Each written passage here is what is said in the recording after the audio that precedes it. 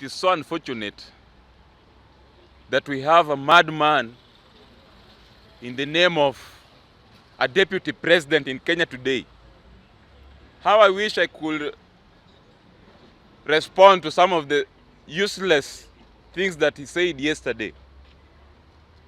But responding to Gachagua is like chasing a madman, and people will be wondering who is mad between the two of you. It is so unfortunate for somebody of his caliber to come out and undermine what is very sensitive to Kenyans today. You see,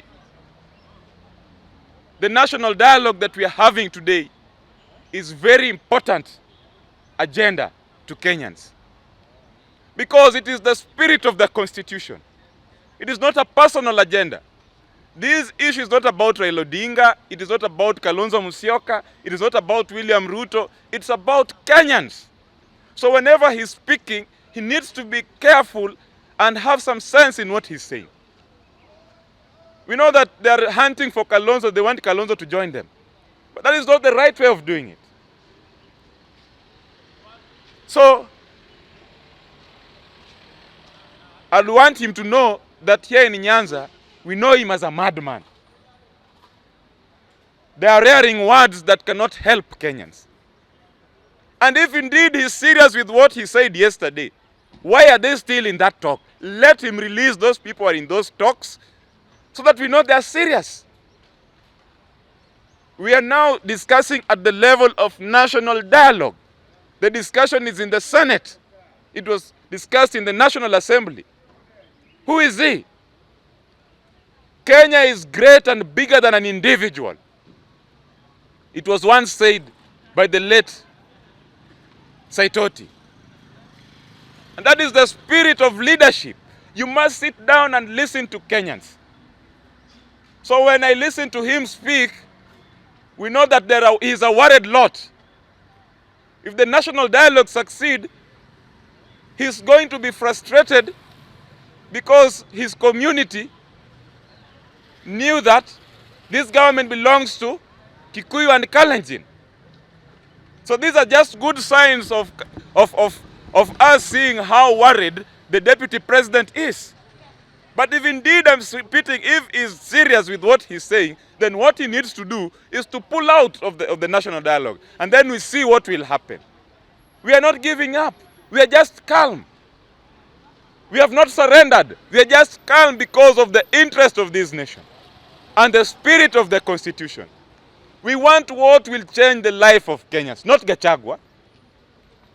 He's part of the problem. He's part of the crisis.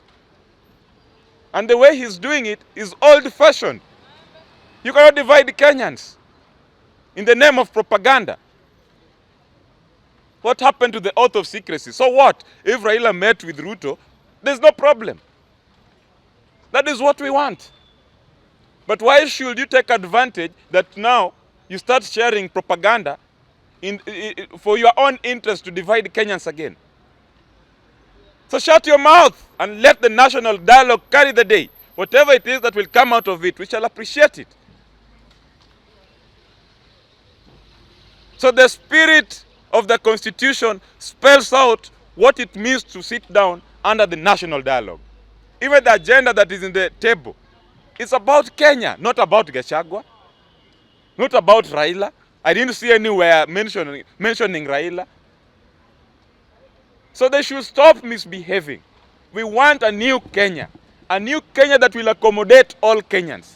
They stole from Raila Odinga. Why should Raila's supporters suffer in the name of shareholders?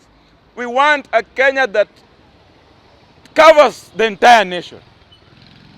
And that is the spirit of all Kenyans. We are brothers and sisters. Just the other day, they killed people here. Even their graveyards are not dried yet. But we are saying we have not lost hope. If they want us to go back, we can go back anytime soon. And that is why the other time I was hoping that if Raila will allow us, all these discussions should be taking place while we are on the streets. That is the language that the government listens to. We are independent. Kenya is a sovereign state. When you hear an ambassador speak like we are still in a colonial government. It's like they're benefiting from the bloods of innocent Kenyans who are executing the mandate constitutionally. Therefore, what we are insisting on is that Kenyans who stands with the spirit of the Constitution should turn a blind eye against Gachagua. Such kind of... Just the other day, the National Dialogue was setting out guidelines on how to run the discussion. One of the guidelines was that these leaders should not discuss these things publicly. But we are seeing them doing the same thing. Let them do it politically, but we are standing with the Constitution. This National Dialogue must succeed. If they're not careful, we are telling them in advance, there will be no elections in 2027. There will be no elections. Raila Odinga can overthrow this government in a split of a second. But we are saying that is not the right way to go. He can overthrow this. He has all the numbers. He has Kenyans. He's influential. But because of his wisdom, he thinks that everybody should be part of the system. And that is why he's slowing down and struggling to make sense. Unfortunately, you can never teach old dogs new tricks. I think that is the problem. If you look at the history of Gachagua and where he's coming or his background, he's one of the people who have contributed a lot to all this madness in Kenya.